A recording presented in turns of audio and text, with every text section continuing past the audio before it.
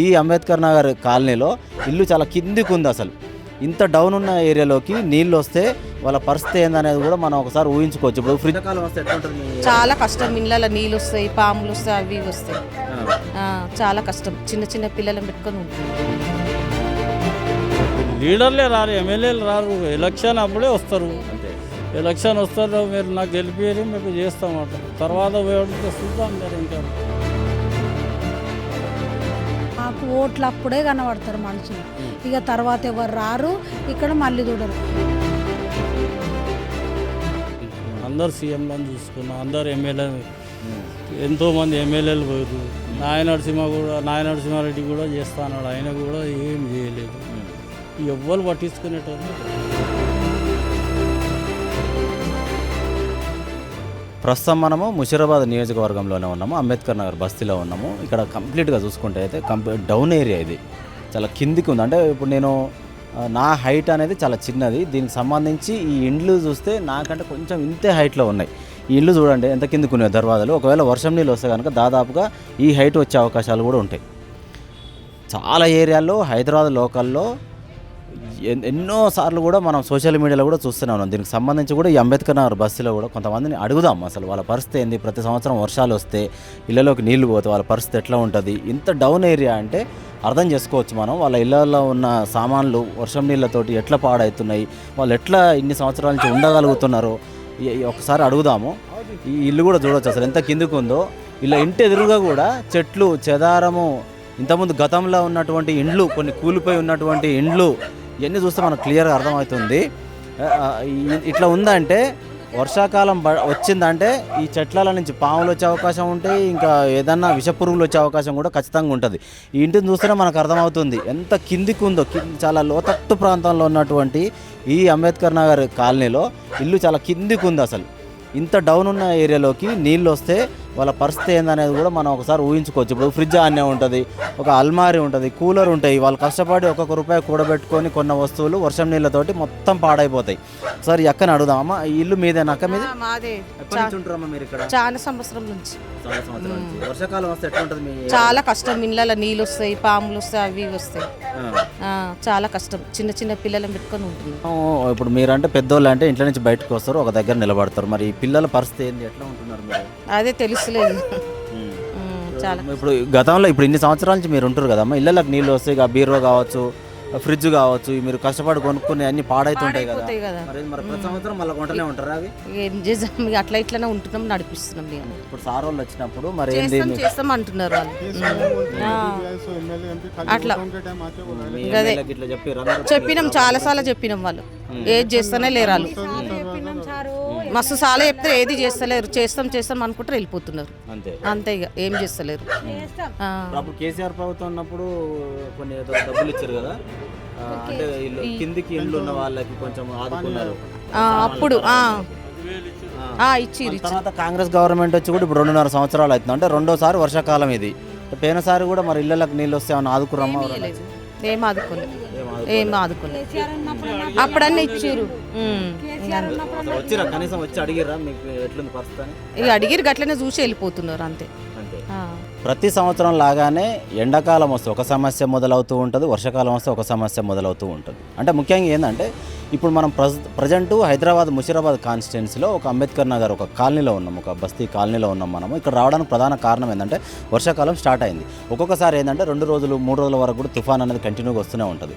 అంటే కొంతమంది డౌన్ ప్రాంతంలో, లోతట్టు ప్రాంతాల్లో ఉన్న వాళ్ళు కావచ్చు, అంటే మూసి వెంట కావచ్చు, హైదరాబాద్లో మూసి వెంట కావచ్చు, చాదర్ఘట్ కావచ్చు, ఓల్డ్ సిటీ ప్రాంతంలో కావచ్చు, అక్కడ ఉన్న వాళ్ళు ఏంటంటే ప్రతి సంవత్సరం కూడా డౌన్ ఏరియాలో ఉన్న వాళ్ళు చూసుకోవచ్చు. గతంలో మనం కరోనా టైంలో కూడా కోదండరామ్ నగర్, సరూర్ నగర్ ఏరియా, దిల్సుఖ్ నగర్ సరౌండింగ్లో ఉన్న వాళ్ళు కూడా వాళ్ళ ఇళ్లలోకి నీళ్లు పోతే కూడా వాళ్ళ వస్తువులు అన్నీ పాడైన సందర్భాలు మనం చూస్తూనే ఉన్నాం. ఇప్పుడు 2026 నడుస్తూ ఉంది. ఇప్పుడు వర్షాకాలం అనేది స్టార్టింగ్. ఈ వర్షాకాలం సీజన్లో కూడా వాళ్ళ పరిస్థితులు ఎట్లా ఉన్నాయి అనేది కూడా తెలుసుకుందాం అని చెప్పేసి కూడా కాలనీలోకి వాళ్ళ మధ్యలోకి నేను రావడం జరిగింది. ప్రజెంట్ మనము ముషీరాబాద్ నియోజకవర్గంలోనే ఉన్నాం, అంబేద్కర్ నగర్ కాలనీలో ఉన్నాం. ఒకసారి ఒక అక్క ఉంది, అక్కను అడుగుదాం. అసలు అక్క, మీరు ఎప్పటి నుంచి ఇక్కడ ఉంటున్నారు? వర్షాకాలం వస్తే ఎట్లా ఉంటుంది ఇక్కడ మీ ఏరియాలో, ఎలా ఉంటుంది అసలు పరిస్థితి? 15 సంవత్సరాలు అవుతుంది కోడలుగా వచ్చి ఇక్కడ ఇండ్లకి వెళ్ళి మోరీలకి వెళ్ళి నీళ్ళు వచ్చి బయటకు వస్తుంటాయి, వాన వస్తాయి, గోడలు పెచ్చులు కూలిపోతాయి, రేకులు కూలిపోతాయి. ఆయన అవి మేము సరిపెట్టుకొని ఉంటాం. మాకు ఓట్లు అప్పుడే కనబడతారు మనుషులు, ఇక తర్వాత ఎవరు రారు, ఇక్కడ మళ్ళీ చూడరు. మొత్తం మోరీలు మొత్తం డేనిస్లకి వెళ్ళి పాములు వస్తుంటాయి, అట్లనే ఉంటున్నాం. పాములు కూడా వస్తాయి డ్రైనేజీల నుంచి వస్తున్నాయి, చిన్న చిన్న పాము పిల్లలు బి వెళ్తాయి మా దగ్గర, అట్లనే ఉంటున్నాం. కనీసం డేనిస్ సర్వ్ చేయనికే బి ఎవరు రారు ఇక్కడ. కంప్లైంట్ చేయంగా వస్తారు. నల్లల ప్రాబ్లం ఉంటే బి ఫోన్లు 10 సార్లు చేయంగా ఎత్తి నల్లలు ఇడుస్తారు మాకు. మొత్తం రోడ్లు వాన వస్తే అసలు ఒక్కరి ఇళ్ళకెళ్ళి ఒకరం చూసుకోకుండా ఉంటుంది. ఇళ్ళకెళ్ళే పోతాయి మోరి నీళ్ళు, ఇంటి లోపల నుంచే పోతాయి. మోరిళ్ళకెళ్ళి వెళ్తే ఇళ్ళకెళ్ళి నీళ్ళు మేము ఎత్తిపోసుకొని పండుకున్న వరకు మొత్తం ఒక నైట్ మొత్తం అయితే మేము సరి చేసుకున్న వరకు అందరం మొగోళ్ళం ఆడోళ్ళం అందరం వచ్చి బయట నిలబడతాం. ఒక్కొక్కసారి ఇంటి నిండా నీళ్ళు ఉంటే మొగోళ్ళు పట్టుకుపోయి బయట నిలబెడతారు మమ్మల్ని అందరు. అయినా మమ్మల్ని ఎవరు పట్టించుకోరు. కానీ ఓట్లు అప్పుడే ఈ ఏరియా గుర్తుంటుంది అందరికీ, తర్వాత ఎవరికి గుర్తుండదు ఈ ఏరియా. 18-20 సంవత్సరాల నుంచి ఇక్కడ ఉంటున్నారు అంటే దాదాపు ఒక తరం అయిపోయింది. తరం అయిపోయినా కానీ ఓట్లకే వస్తారు ఇక్కడ. మాకు అసలు ఎవరన్నా ఒక చెయ్యి ఇచ్చి అరే ఇక్కడ ఇంత బీద కుటుంబం ఉంది ఎట్లా బతుకుతున్నారు అనేది ఉండదు. ఓట్లకు జనాభా డప్పులు తీసుకొని వస్తారు, అప్పుడే వస్తారు. ఇక తర్వాత మా ఏరియా ఎవరికి గుర్తుండదు సార్. అసలు మేము ఉన్నాం అనిగినా గుర్తుండదు వల్ల ఎవరికి. అంటే ఇప్పుడు మీరు చెప్పిన దాన్ని బట్టి చూస్తామా, ఒక తరం పోయిందంటే గతంలో చూసుకుంటే టీడీపీ ప్రభుత్వం సీనియర్ ఎన్టీ రామారావు గారు ఉన్నప్పుడు ఒక ప్రభుత్వం పోయినట్టు, తర్వాత చంద్రబాబు నాయుడు గారు, తర్వాత వైఎస్ రాజశేఖర రెడ్డి గారు, తర్వాత మళ్ళీ ఇప్పుడు కేసీఆర్ గారు వచ్చారు, ఇప్పుడు మళ్ళీ కాంగ్రెస్ ప్రభుత్వం. ఇన్ని ప్రభుత్వాలు మారినాయి. ఇన్ని సంవత్సరాల నుంచి మీరు ఇక్కడ ఉంటున్నారంటే ఇక్కడ ఉన్న అధికారులు అంటే వాళ్ళ పైన ఉన్నటువంటి మంత్రులు చెప్తేనే వింటారు. అంటే మీరు అధికారుల దగ్గరికి తీసుకుపోయినప్పుడు వాళ్ళు మీకు సంబంధించిన ఎమ్మెల్యేనో ఎంపీనో మంత్రి దగ్గరకో మీకు ఉన్న సమస్యను తీసుకుపోయారా? ఇన్ని సంవత్సరాల్లో ఒక్కసారన్నా ఏ ప్రభుత్వం అన్నా ఉండని తీసుకుపోయినా ఎవరు పట్టించుకోరు సార్. అప్పటి పుట్టకే అప్పటి మాటనే ఏమనంటే కేసులు ఉంది, మీ జాగా కేసులు ఉంది అంట. కేసు ఉంటే పక్కకెట్టండి, మేము ఇప్పుడు బతికే జీవనాధారం చూడండి మాకు అంతే. కేసు ఉంటే కేసు మేము కొట్లాడుకుంటాము, మా జిందే గది, ఉంటే ఉంటాం పోతే పోతాం. కానీ ఇప్పుడు మేము మనుషులం అయితే ఉన్నాం కదా, మా మనుషులకైతే ఏదన్నా చెయ్యాలి కదా. అసలు ఉన్నామా మేము లేమా బస్తీలు అనేదే ఉండదు మాకు అసలు గింతనన్నా రెస్పెక్ట్ లేదు బస్తీలో మాకు నిజంగా చెప్పాలంటే. వాళ్ళకు ఓట్లు ఉన్నప్పుడే మేము గుర్తుంటాం సార్, లేకపోతే మేము గుర్తుంటాం. ఈ బస్తీకి ఏదన్నా ఒకటి మంచి పని. మీరు చెప్తున్న దాన్ని బట్టి ఇళ్ళకి నీళ్ళు వస్తే మా మగవాళ్ళు మమ్మల్ని తీసుకొని పోయి బయట నిలబెడతారు, తెల్లారిన దాకా నిలబడతామని అంటారు. మరి ఇప్పుడు మరి చిన్నపిల్లల పరిస్థితి ఏంది? వాళ్ళని ఎత్తుకొని నిలబడాలి కదా. ఎత్తుకొని నిలబడతాం మేము, మా మొగోళ్ళు ఎత్తుకుంటారు, మా బస్తీలోళ్ళు ఒకరు కాకుండా ఒకరు ఎత్తుకుంటారు. మా బస్తీలోళ్ళు మంచాలు తీసుకుపోయి రాత్రి అంతా ఒక దావతాడావిడి లెక్కనే ఉంటుంది. వానలు వస్తే కింద పడుకుంటాం, మీద పడుకుంటూ పోతాం. బయట ఆ షట్టర్ ఉంది చూడు, పెద్ద షట్టర్లలో నిలబడతాం మేము ఎవరికి చెప్పుకోవాలి సార్ మా బతుకు చెప్పు. ఇది అసలు ఎవ్వరు పట్టించుకోరు. ఎంత మీడియా చెప్పినా ఇంటారు, మీడియాలు తీసుకొని పోతారు. ఓట్ల కన్ను డప్పులు కొట్టుకుంటా మొత్తం 3-4 చక్కర్లు కొడతారు ఇక్కడ వచ్చి డప్పులు కొట్టుకుంటారు. ఇదమ్మా మంచిగా అవుతుంది, మంచిగా చేస్తాం మేము, మంచిగా చేస్తామమ్మా, మాకు ఓట్లేసి గెలిపియాలి, అందరికీ ఓట్లేసి గెలిపిరు, మంచిగా చేస్తాం. ఓట్లు వేసినాక ఒక్కరన్నీ ఇక్కడ పట్టుకాంచి చూడరు సార్ మమ్మల్ని. అంటే ఇప్పుడు ఒక్కొక్కసారి ఏం చెప్తూ ఉంటుంది అంటే ప్రభుత్వము, సరే మీకు ఇక్కడ ఒకవేళ ఈ ల్యాండ్కి సంబంధించి ఏదన్నా కేసు ఉంటే మేము మిమ్మల్ని అందరినీ ఇక్కడ నుంచి తీపిచ్చి వేరే దగ్గర డబుల్ బెడ్రూమ్ ఇండ్లని మేము ఇస్తాము, అర్హులైన వారందరూ ఖచ్చితంగా డబుల్ బెడ్రూమ్ ఇండ్లు ఇస్తామని చెప్పేసి ఏ ప్రభుత్వం వచ్చినా ఇది ఒక మాట చెప్తుంది. మీకు ఎవరన్నా చెప్పిరా? ఏ ప్రభుత్వంలోనైనా చెప్పిరా ఆ మాట? మిమ్మల్ని ఇక్కడ నుంచి తీసేసి వేరే దగ్గర మీకు ఇస్తామని మాకు ఎవ్వరు చెప్పలే మాట, అసలు చెప్పలే. వాళ్ళ ఓట్లే అడుగుతారు మాకు. కానీ మీరు ఎట్లున్నారమ్మా, ఇట్లా ఉంది, మీకు పాములు రావా, ఏమన్నా రావా అని ఒక్కరన్నా అడగలేదు సార్ మమ్మల్ని. ఇప్పుడు మీరు నిలబడి అడుగుతున్నారు ఈ మాట, కానీ మాకు ఎవ్వరన్నా ఇట్లా అడగలే. ఇప్పుడు ఎన్ని రోజులు ఉంటుందమ్మా? ఇప్పుడు దాదాపు ప్రతి కాలం 3 నెలలు 4 నెలలు ఉంటుంది. వర్షాకాలం వస్తే కూడా 2-3 నెలలు కంటిన్యూగా వర్షాలు వస్తాయి. ఒక్కొక్కసారి 3 రోజులు 4 రోజులు కూడా ఉంటాయి. అంటే దాదాపు నడుము లోతు నీళ్ళు వస్తాయి. అంటే ఎన్ని రోజులు ఉంటాయి నీళ్ళు? అట్లా ఒకవేళ 2-3 రోజులు కంటిన్యూగా వర్షాలు పడితే ఎన్ని రోజులు ఉంటాయి ఆ నీళ్ళు ఇండ్లలో? ఇంకా వర్షం తక్కువ అయితేనే మా ఇండ్లలో నీళ్ళు తక్కువ అవుతాయి, అప్పటిదాకా తక్కువ ఇంట్లోనే ఉంటాయి. ఇక మేము మీద నిలబడాలి, వండుకోవాలి, తినాలి, పోవాలి. ఇక ఇక ఏం చేయాలి సార్? పెద్ద ఏమన్నా మంచాలు ఉంటే రాళ్ళు పెట్టి మీదికి లేవట్టి పొయ్యి లేవట్టి వండుకొని తిని వస్తాం బయటికి. మా పిల్లలు మేము వండుతుంటే మా మొగోళ్ళు పక్కకు నిలబడతారు, ఏమన్నా అవుతుందో ఏమో అని. మేము వండుతుంటే గిన జొర్రీలు అవి ఇవి పోతూనే ఉంటాయి మా కళ్ళ ముందలకెళ్ళి. పాములు అయితే మేము మనుషులను బట్టి మా ఎక్కడికెళ్ళో ఈ మామ పిలిపించి పామును పట్టించి పంపించిండు. పెద్ద పాము వచ్చింది ఇళ్ళలో. సామాన్లు కూడా ఖరాబ్ అవుతుంటాయి. సామాన్లు ఖరాబ్ అవుతాయి, బియ్యం ఖరాబ్ అవుతాయి. సరే మా అదృష్టం ఇక అట్లుంది అనుకొని ఉంటాం, కానీ మమ్మల్ని ఎవ్వరు ఇట్లా పట్టించుకొని అయ్యో వీళ్ళు ఇట్లా అవుతున్నారు, మేము ఓట్లకు ఎట్లా పోవాలి, పోయిన సంవత్సరం పోయినాం మాకు ఎవరేం చేయలేదు, మళ్ళీ ఈ సంవత్సరం పోయి వాళ్ళకి ఎట్లా అడగాలని అనుకోరు. వాళ్ళ ఓట్లు పడ్డాయా లేదా అంతే.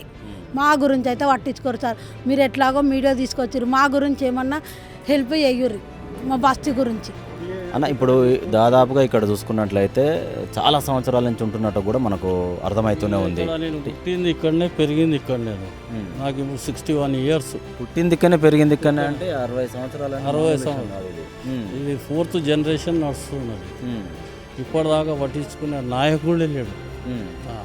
4th generation 60 ఏళ్ళు అంటే దాదాపు ఎన్ని ప్రభుత్వాలు మారినాయన్నా? మేము నేను చూసిన ప్రభుత్వాలు చెన్నారెడ్డి పీరియడ్ నుంచి చూస్తున్నాను. మరి చెన్నారెడ్డి పీరియడ్ నుంచి అందరు సీఎంలను చూసుకున్నాం, అందరు ఎమ్మెల్యే, ఎంతోమంది ఎమ్మెల్యేలు పోయారు. నాయనరసింహారెడ్డి కూడా చేస్తా అన్నాడు, ఆయన కూడా ఏం చేయలేదు. ఎవ్వరు పట్టించుకునేటోళ్ళు కంప్లీట్ డౌన్ ఏరియా మీది చూస్తేనే అర్థమైపోతుంది. ఇక్కడ నుంచి పైకి చూస్తే ఆ కొండ పైన ఎత్తు కనబడుతుంది, చెట్లు చూస్తేనే క్లియర్గా అర్థమవుతుంది. మనం కంప్లీట్ డౌన్లో ఉన్నాం మనము. ఏంటంటే ఈ పరిస్థితి ఏంటంటే మాది ఏమన్నా ఉంటే లీడర్లకు పోయి చెప్పి అడిగితే మీది బస్సు కేసు ఉన్నది, మేము ఏం చేయలేము, కోర్టు డిసిషన్ తీసుకునేదాకా ఏం చేయలేము అంటారు. అంటే ఇప్పుడు కేసులో ఉంది ఓకే అన్న, మీరైతే పబ్లిక్ ఇక్కడే ఉన్నారు, ఓటు హక్కు ఇక్కడే ఉంది. మరి మీరు ఈ రాష్ట్రానికి సంబంధించిన వాళ్ళే, మరి ఇక మనం ఒక గుర్తింపు కార్డు కూడా చూపించిన తర్వాత మీ ఓట్లకు మీ దగ్గరకు వచ్చి మీ ఓట్లు వాడుకున్న తర్వాత ల్యాండ్ అడుగుతావు, నేను చేస్తాను, నేను ఎలక్షన్ కాగానే చేస్తాను, నేను ఏదో ఒకటి చేస్తాను, మీకు కట్టిస్తా ఇండు గెలిచిన తర్వాత ఎవరు రారు. ఇక పోయి అడిగితే చూద్దాం. నేను ఇప్పుడు పవర్ సప్లై ఉందన్న మీ కాలనీ మొత్తానికి? పవర్ సప్లై ఇక కొందరు కాంప్రమైజ్ చేసుకున్నారు కాబట్టి చెట్లు పెరిగినట్టు ఇక్కడ తీగలన్నీ చెట్లల్లో ఉన్నాయి. ఇక అది పోతే 2-3 days రాదు, అంతే. చీకట్లోనే ఉండాలి. ఎంతమంది ఉంటారు ఈ కాలనీ మొత్తం కలిపి? ఎంతమంది ఉంటారు? ఎన్ని ఇళ్ళు ఉంటాయి? ఇప్పుడు రీసెంట్లీ 24 members ఉన్నారు. కొందరు కాంప్రమైజ్ చేసుకొని వెళ్ళిపోయారు, 40 మంది దాకా. ఓకే. ఇవాళ కేసు నడుస్తుంది, హైకోర్టులో నడుస్తున్నది. ఇక హైకోర్టు ఏం సజెషన్ ఇస్తుంది చూడాలి. అంటే ఇప్పుడు జనాభాను బట్టి ఎక్కువ కాలం నివసిస్తున్న దాన్ని బట్టి కూడా పేదవాళ్ళు ఎవరెవరు ఉంటారో వాళ్ళకి వేరే దగ్గర స్థలాలు కేటాయిస్తాము, డబుల్ బెడ్రూమ్ ఇల్లు కూడా వాళ్ళకి అలాట్మెంట్ చేస్తూ ఉంటాం అని అంటారు కదా. అసలు ఎవరు అనలే లీడర్లే రారు, ఎమ్మెల్యేలు రారు. ఎలక్షన్ అప్పుడే వస్తారు, అంతే. ఎలక్షన్ వస్తారు, మీరు నాకు గెలిపేరి మీకు చేస్తామంటారు. తర్వాత అడిగితే చూద్దాం జర, ఇంకా టైం ఉన్నది చూద్దామంట. ఎన్నిసార్లు తిరగాలి పని పాటు ఇడ్చుకొని. ఇప్పుడు అంతా ప్రైవేట్ ఎంప్లాయీస్, ఆయన దగ్గర ఎమ్మెల్యే దగ్గరికి పోవాలంటే కనీసం 2-3 గంటలు డ్యూటీ అవర్స్ పోతుంది. ఒక దినం పోకుంటే 500 కట్ అవుతుంది. ఇక్కడ ఉన్న వాళ్ళు మొత్తం చూసుకున్నట్లయితే ఏమేమి పనులు చేసుకుంటుంటారు? అంటే వాళ్ళు బ్రతకడానికి ఒకరు జాబ్, ప్రైవేట్ జాబ్ కావచ్చు, చేస్తారు అందరూ. ప్రైవేటు కొందరు సెక్యూరిటీలో చేస్తారు, కొందరు ప్రైవేట్ ఉన్నారు, ఇక కొందరు ఆటో నడిపించేటోళ్ళు ఉన్నారు, కొందరు ఆఫీసులలో అటెండర్గా పనిచేసేటోళ్ళు. దానికి ఏం చేస్తాం? ఇక ఎవరు పట్టించుకున్నప్పుడు ఏం చేస్తాం చెప్పండి. ఎమ్మెల్యేలు ఎవ్వరు వచ్చినా నేను చేస్తాను, అంత మట్టుకే ఎలక్షన్ మట్టుకే. దాని తర్వాత పట్టించుకునే లీడర్లే లేడు. అంటే ల్యాండ్ ఇష్యూ ఉందని ఏ ప్రభుత్వం వచ్చినా అధికారులు ఇదే చెప్తున్నారని అంటున్నారు కదా. అంటే ఆ ఇష్యూ ఏంది అసలు, ఏం జరిగింది? ఈ ఇష్యూ అంటే బాంబాయి వాడు అమ్మిండు, హైదరాబాద్ వాడు కొన్నాడు. ఇది నాది అని ఇక అన్ని డూప్లికేట్ పేపర్స్ తయారు చేసి కోర్టులో వేసాడు. ఇప్పుడు 85లో వేసాడు. 85 నుంచి మేము 90లో మాకు పేపర్ అడ్వర్టైజ్ ఇచ్చిండు, ఇట్లా బస్సు ఖాళీ చేయాలంటే ఇక మేము అప్పుడు కోర్టుకు పోయింది. కోర్టుకు పోతే సివిల్ కోర్టు నుంచి హైకోర్టు నుంచి వాడు కొన్ని డబ్బులు ఇచ్చి హైకోర్టులో గెలిచాడు. మళ్ళీ సుప్రీంకోర్టు పోయింది. సుప్రీంకోర్టులో ఇది న్యాయం కాదు, ఇది రిటర్న్ దిస్ కేసు హైకోర్టు అని. ఇప్పుడు హైకోర్టులో కేసు నడుస్తుంది, ఇంకా రన్నింగ్లో ఉంది. ఓకే, సరే. ఇప్పుడు కేసు ఉన్నప్పటికీ మీరైతే ఇప్పుడు ఓట్ల కోసం వచ్చిన నాయకులు కావచ్చు, ఎవరైతే ప్రభుత్వ అధికారులు కావచ్చు, ఎవరైనా సరే మీకైతే ఇప్పుడు ఇక్కడ బతుకుతున్న రోజులు మీరైతే ఉండాల్సిందే. ఈ ప్లేస్ని విడిచిపెట్టి అయితే ఏడుకు పోలేని పరిస్థితి. నేను చదువుకున్నది ఇక్కడనే, పుట్టింది ఇక్కడనే, ఎల్కేజీ నుంచి చదువుకున్న నా రికార్డు కూడా కోర్టులో సబ్మిట్ చేశాను. ఇప్పుడు కాలనీలో సీసీ రోడ్లు వేయడం కానీ, ఇప్పుడు పవర్ అంటే ఉందని అన్నారు, ఓకే. సీసీ రోడ్లు వేయడం కానీ, లేకపోతే కమిటీ హాల్ కానీ, ప్రతి బస్తీలో ఒక కమిటీ హాల్ ఉంటుంది. కమిటీ హాల్ కోదండరెడ్డి పీరియడ్లో కట్టించినాడు. ఇక దాని తర్వాత వాటి అది ఇప్పుడు కూలిపోయింది కంపెనీ ఇక పట్టించుకునేట వాళ్ళు జిఎస్ఎంసీ వాళ్ళు ఓకే. ఏం చేస్తాం ఎంత అని తిరుగుతాం చెప్పండి. ఈ ఊరికే వాళ్ళ తిరిగితే పిల్లలకి ఏం చదివిస్తాము ఏం అంతా ప్రైవేట్లో చదివించుకుంటున్నాం. ఎవరు ఎంత ప్రైవేట్ జాబ్ చేసినా ఆటో నడుపుకున్నా అరకొరగా సంపాదనే ఉంటుంది. ఇప్పుడు మరి వర్షాకాలం వచ్చిన ప్రతిసారి ఇళ్ళకు వర్షం నీళ్ళు పోయి వస్తువులన్నీ పాడైతే మీకు వచ్చిన మీరు సంపాదించుకున్న సంపాదన అంతా మళ్ళీ ఫ్రిడ్జులు అవి కొనుక్కోవడం పట్టించుకునేటోళ్ళు లీడర్లే లేనప్పుడు మేము ఏం చేయాలి చెప్పండి. ప్రతి సంవత్సరం ఈ వస్తువులు పాడైతేనే ఉంటే కొంటనే అంటే అప్పుడు కేసీఆర్ పీరియడ్లో వాటర్ వచ్చింది 15,000 ఇచ్చిండు. దాని తర్వాత లాక్డౌన్ టైంలో వర్ష డౌన్లో ఉన్నాయి 15,000 ఇచ్చారు. ఇవి ఇచ్చినందుకు వచ్చినందుకు తీసుకున్నాము ఉన్నాము. ఇక ఆఫీసర్లు ఏమంటే మేము ఏం చేయాలి, ఏ రూల్స్ ఉన్నదో గదే ఇస్తున్నాం తీసుకొని చేయండి. దానికి ఏమి ఎక్కువ అనలేము కదా ఆఫీసర్లు కూడా. నేను నా ఇంట్లోకి వెళ్ళి ఇస్తలేను, రూల్స్ గవర్నమెంట్ ఏది చెప్పిందో అది చేస్తున్నా. అధికారులతో ఏముండదు కదా, ఏముండదు. ఇక వాళ్ళని ఏం అడుగుతాం, ఏమన్నా లీడర్ ఎమ్మెల్యే దగ్గరికి పోండి. ఫైనల్గా ఏం చెప్తాం అన్న అశోక్ అన్న? ఇప్పుడు ఇన్ని సంవత్సరాలు అవుతుంది సరే, ఫైనల్ అంటే ఇక మాకు ఒకటే ఇక కోర్టు మీద ఆధారం ఉన్నది. కోర్టు మేము ఆల్రెడీ గవర్నమెంట్ ల్యాండ్ అని కూడా వేసినాము, మాకు వేసినాం, కోర్టు ఆధారం ఉన్నది, మేము గెలుస్తామని. సరే ఇప్పుడు కేసు గురించి అంటే గెలుస్తారు ఒక నమ్మకం మీద ఉన్నారు. సరే ఇప్పుడు వర్షానికి సంబంధించి అయినా సరే ఇప్పుడు కాలనీలకు ఇళ్ళకి నీళ్ళు వస్తున్నాయంటే ఇప్పుడు మున్సిపల్ అధికారులకైనా సరే ప్రభుత్వానికైనా సరే మీరు బయట పడాలంటే ఆఫీస్ ముంగటనే ఉన్నది. అవును, మీ ఎదురుగానే ఉంది. అవును, ఎదురుగానే ఉన్నది. అన్నీ తెలుస్తాయి, ఎవరు పట్టించుకున్నట్టు లేదు. కళ్ళ ముందే ఇప్పుడు వాళ్ళు డ్యూటీకి వచ్చిన ఈ రోడ్కి వెళ్ళి టర్నింగ్ చేస్తారు. కాలనీ ముందు నుంచి వాటర్ ఎక్కడ పోతుంది ఎట్లా పోతున్నది అని వాళ్ళకి తెలియదా? ఎక్కడ డౌన్ ఉన్న రోడ్ మొత్తం చూడండి, గేట్ ముంగట డౌన్ అంతా ఇటే ఉన్నది, వాటర్ అంతా ఇళ్ళకే వస్తుంది. పట్టించుకున్నట్టు చేద్దాం వస్తాం. చెట్లు కొట్టమని కంప్లైంట్ ఇచ్చినాం సార్, 4 సార్లు లెటర్ ఇచ్చినాం. చెట్లు కొట్టేయడానికి ఇవాళ దాకా ఒక మున్సిపల్ అధికారి రాలేదు. నిన్న మొన్న కూడా రీసెంట్గా కూడా వేరే దగ్గర ఒక బాగలింగంపల్లి ఏరియాలో కూడా పెద్దగా చెట్లు 100 సంవత్సరాల నుంచి ఉన్న చెట్లు కొమ్మలు ఇరిగిపోయి ఇంటి మీద పడితే రేకులు ఇరిగిపోయినాయి, పెంకుటిల్లు అలా ఉన్న వాళ్ళు. అట్లా చాలా జరిగినాయి. ఏం చేస్తాం, ఎవరు పట్టించుకున్నాం, మా బాధ మేము పడుతున్నాం అంతే. ఇక గవర్నమెంట్ సపోర్టు, ఏ గవర్నమెంట్ ఉన్నా సపోర్ట్ చేయలేదు అంతే. ఇక ఏదో మా బతికేదో ఇక ఇంటి రోజులు ఉన్నాం అన్నట్లు. ప్రాబ్లం క్లియర్ కావాలంటే ఏం కావాలి అసలు? మరి ఇప్పుడు ఎట్లా డౌన్లోనే ఉన్నాయి. డౌన్లో అంటే మాకు ప్రాబ్లం ఏంటంటే అది ఒకటి కేసు ఉండే బట్టికి ఏ నాయకుడు ముంగట్టుకు వస్తలేడు. ఇక కేసు గిట్ట లేకుంటే ఏదైనా మేము డబుల్ బెడ్రూమ్ది ఏదైనా ఆలోచన చేస్తాం. అంటే ఇదే ఏరియాలో మళ్ళీ మాకు ఇప్పుడు 5 లక్షలు ఇస్తున్నారు కదా గవర్నమెంట్, మా ల్యాండ్ ఉన్నదని చూపెట్టుకొని మేము అది చేసుకుంటాం. అప్పుడు కొంచెం ఎత్తు ఎట్లనైనా ఎత్తు పోయవలసిందే కదా, దాంట్లో చేస్తాం.